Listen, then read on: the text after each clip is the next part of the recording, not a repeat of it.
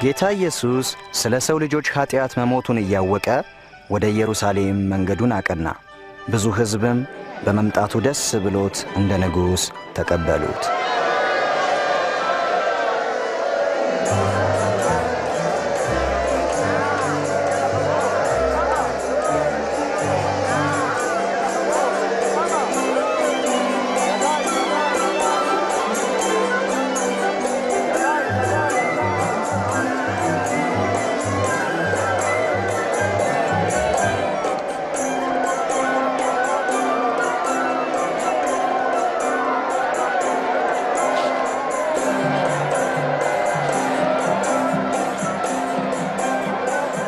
ደቀ መዛሙርትን ዝም እንዲሉ እዘዛቸው እላቸዋለሁ። እነዚህ ዝም ቢሉ ድንጋዮች ራሳቸው መጮህ ይጀምራሉ። ሆሳዕና በአርያም!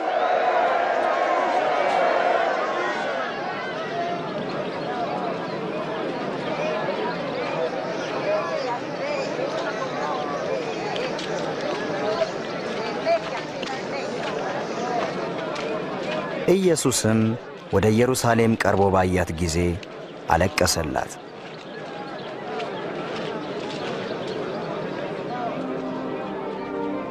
አንቺ ኢየሩሳሌም፣ ለሰላምሽ የሚያስፈልገውን ነገር በዚህ ቀን ምን አውቀሽ ቢሆን ኖሮ! ይህ ነገር ከዓይንሽ ተሰውሮብሻል። ጠላቶችሽም በዙሪያሽ አጥራጥረዋልና ከበውም አንቺን የሚያስጨንቁበት ቀን ይመጣል። አንቺና ልጆችሽንም ወደ ታች ይጥላሉ። በአንቺ ውስጥም ድንጋይ በድንጋይ ላይ አይተውም። የመጎብኘትሽን ዘመን አላወቅሽምና።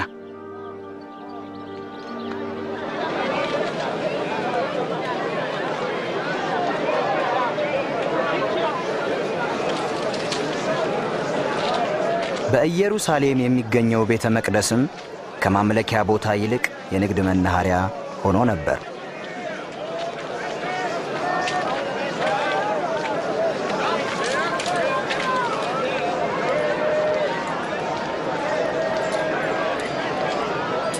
አምስት፣ ስድስት፣ ሰባት፣ ስምንት፣ ዘጠኝ፣ 10፣ 11፣ 12፣ 13፣ 14፣ 15፣ 16፣ 17፣ 18፣ 19፣ 20፣ 21፣ 22፣ 23፣ 24፣ 25፣ 26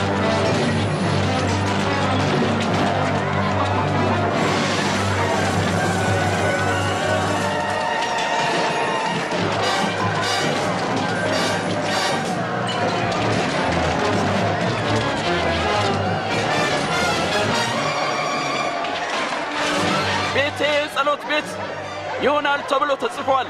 እናንተ ግን የወንበዴዎች ዋሻ አደረጋችሁት። ከብቶቹን ለቀቀብኝ! መልሳቸው! መልሳቸው!